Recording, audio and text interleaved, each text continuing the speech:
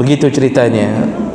Orang berhutang itu awalnya tidak disebut pencuri, tapi ketika dia tidak taubat dengan keinginan buruknya, mati, maka statusnya sama dengan pencuri karena perilakunya sama dengan pencuri. Bedanya, kalau pencuri datang di malam hari, menunggu-nunggu kapan kita tidak ada di rumah.